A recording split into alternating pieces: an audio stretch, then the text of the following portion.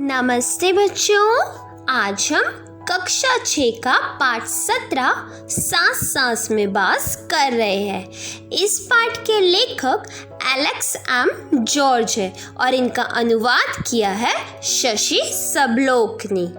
इस पाठ के माध्यम से लेखक ने बांस के विषय में बताया है कि बांस का किस प्रकार से उपयोग करके नई नई चीजें बनाई जाती है। अब पाठ को शुरू करते हैं। एक जादूगर थे, चंगकी चंगलनबा। अपने जीवन में उन्होंने कई बड़े बड़े करतब दिखलाए। जब मरने को हुए तो लोगों से बोले, मुझे दफनाए जाने के 6ठे दिन मेरी कब्र खोद कर देखोगे तो कुछ नया सा पाओगे। कहा जाता है मौत के 6ठे दिन उनकी कब्र खोदी गई और उसमें से निकले बांस की टोकरियों के कई सारे डिजाइन। लोगों ने उन्हें देखा, पहले उनकी नकल की और फिर नए डिजाइन भी बनाए। ये एक प्रकार की काल्पनिक कहानी है जिसमें बताया गया है कि किस प्रकार एक जादूगर के माध्यम से लोगों ने टोकरी के नए नए डिज़ाइन बनाने सीखे। आपको पता है ना, बहुत सारे लोक प्रचलित कहानी हो जाती है चीज़ों के बारे में, वैसे ही बांस के बारे में भी ये कहानी प्रचलित है। बांस भारत के विभिन्न हिस्सों में बहुतायत में होता है, अर्थात बहुत ज़्यादा होता है। भारत के उत्तर पूर्वी क्षेत्र के 7 राज्यों में बांस बहुत ज़्यादा उगता है, इसलिए वहाँ बांस की चीज़ें बनाने का चलन भी खूब है। क्योंकि उत्तर पूर्वी हिस्से में बहुत ज़्यादा बांस उगाया जाता है, इसलिए वहाँ बांस की चीज़ें भी बहुत ज़्यादा बनाई जाती है। सभी समुदायों के भरण पोषण में इसका बहुत हाथ है। यहाँ हम खास तौर पर देश के उत्तर पूर्वी राज्य नागालैंड की बात करेंगे। नागालैंड के निवासियों में बांस की चीजें बनाने का खूब प्रचलन है। यहाँ स्पेशली नागालैंड की बात की जा रही है क्योंकि वहाँ पे बांस की चीजें बहुत ज़्यादा बनाई जाती है। इसी के द्वारा उन लोगों का भरण पोषण अर्थात जीवन चलता है। इंसान ने जब हाथ से कलात्मक चीजें बनानी शुरू की, बांस की चीजें तभी से बन रही है। आवश्यकता के अनुसार इसमें बदलाव हुए और अब भी हो रहे हैं। इंसान ने जब से कलात्मक चीजें बनानी शुरू की है, हाथ से नई नई चीजें बनानी शुरू की है, तभी से बांस सामने आ गया है और बांस की चीज़ें बनने शुरू हो गई। हाँ, इसमें समय समय पर बदलाव जरूर आते रहे कि नई नई चीज़ें इन्वेंट होती रही है। कहते हैं कि बांस की बुनाई का रिश्ता उस दौर से है जब इंसान भोजन इकट्ठा करता था। शायद भोजन इकट्ठा करने के लिए ही उसने ऐसी डलिया नुमा चीज़ें बनाई होगी। क्या पता बया जैसे किसी चिड़िया के घोंसले से टोकरी के आकार और बुनावट की तरकीब हाथ लगी हो। कहते हैं कि बांस की बुनाई का रिश्ता बहुत पुराना है। इंसान जब भोजन इकट्ठा करता था ना, शायद ये तभी से चला आ रहा है क्योंकि भोजन को इकट्ठा करने के लिए उसे कोई चीज़ तो चाहिए थी ना, तभी उसने डलिया नुमा चीज़ें बनानी शुरू की होगी जिसमें वो सामान रख सके। फिर लेखक कहता है कि हो सकता है कि इंसान ने ये टोकरी बनानी भी चिड़िया के घोंसले से सीखी हो। क्या पता उसे इसकी तरकीब भी चिड़िया के घोंसले से ही मिली हो।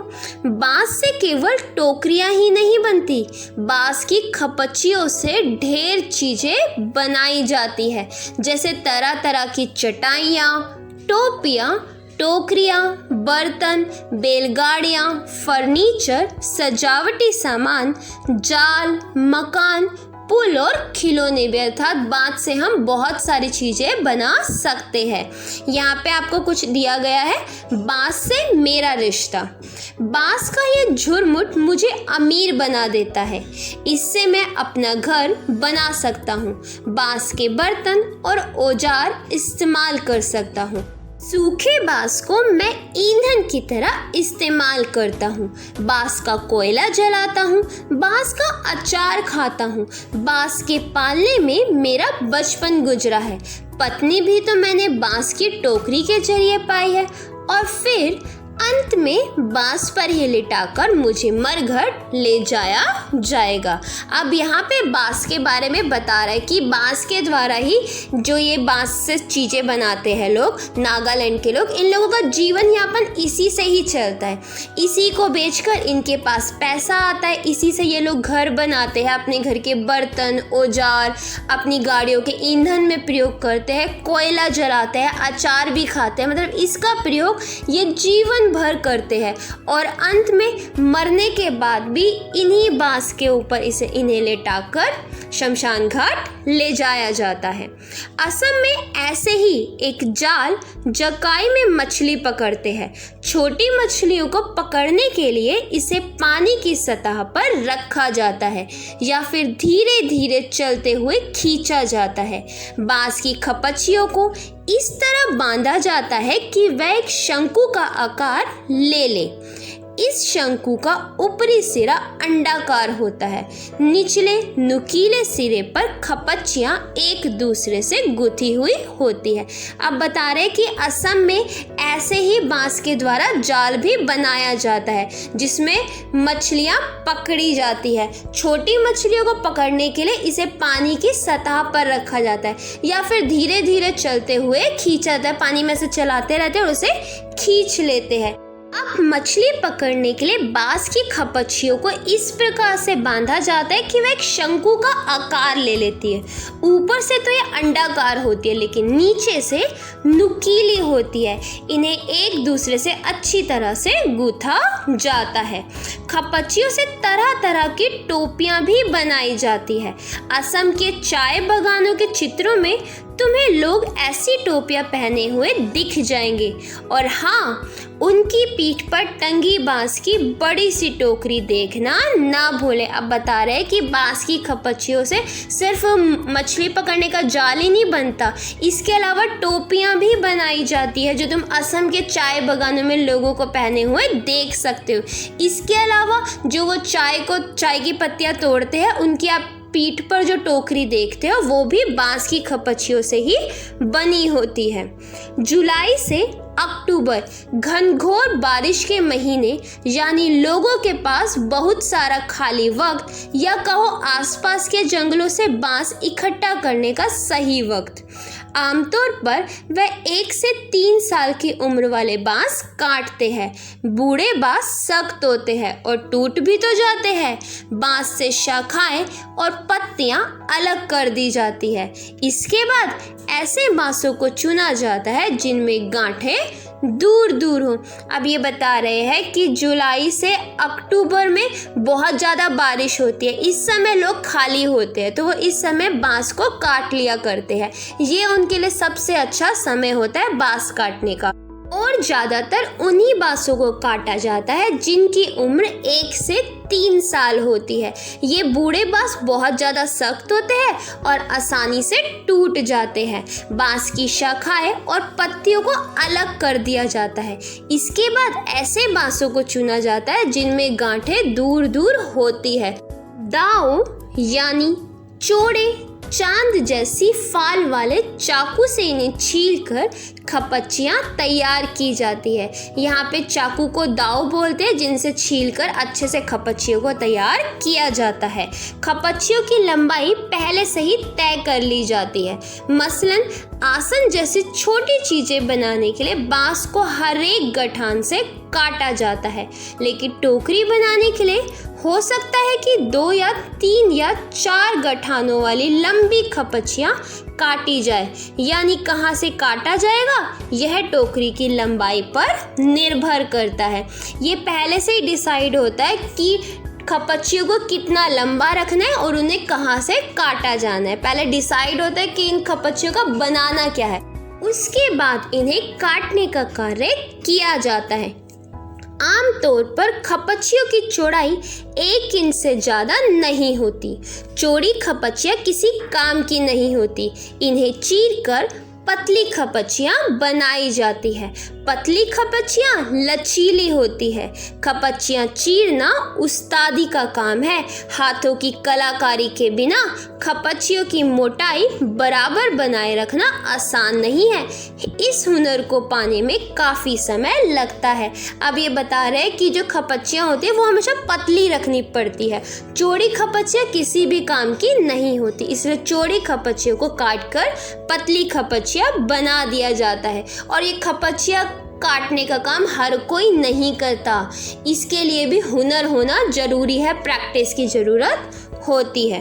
टोकरी बनाने से पहले खपच्चियों को चिकना बनाना बहुत ज़रूरी है। अब टोकरी बनाने से पहले क्या करते हैं, खपच्चियों को चिकना किया जाता है।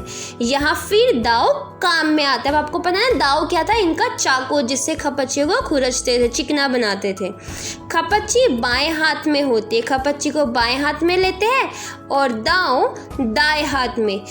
दाव का धारदार सिरा खपच्ची को दबाए रहता है, जबकि तर्जनी दाव के एकदम नीचे होती है। इस स्थिति में बाएं हाथ से खपच्ची को बाहर की ओर खींचा जाता है।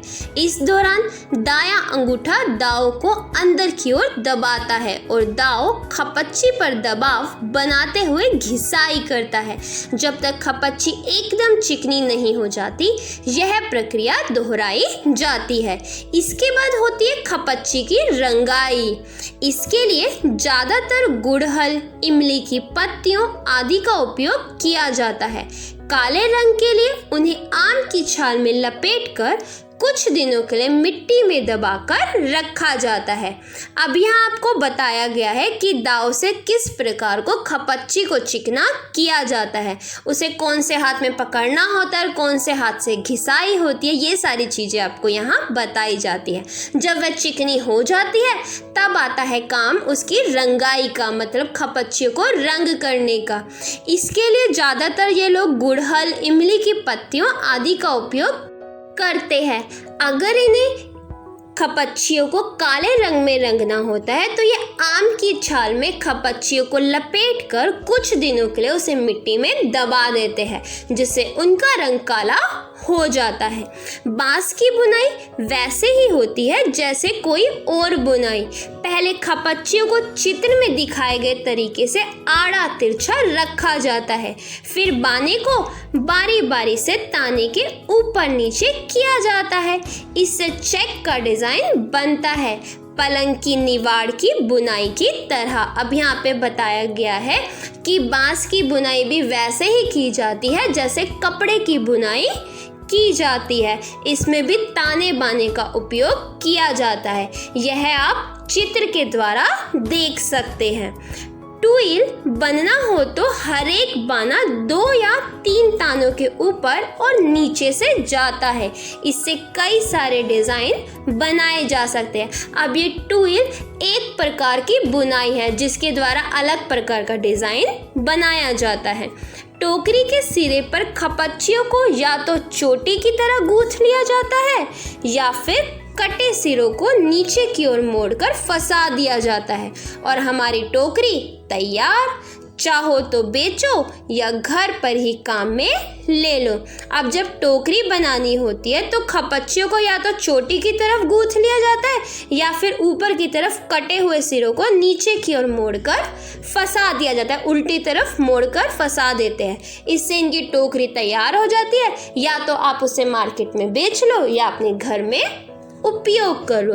इस प्रकार बांसों के बहुत ज़्यादा अलग अलग चीज़ें बनाई जाती है और उनका अलग अलग प्रयोग किया जाता है।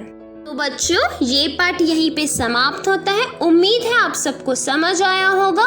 अगर वीडियो पसंद आई हो तो लाइक करना और चैनल को सब्सक्राइब करना मत भूलना। धन्यवाद।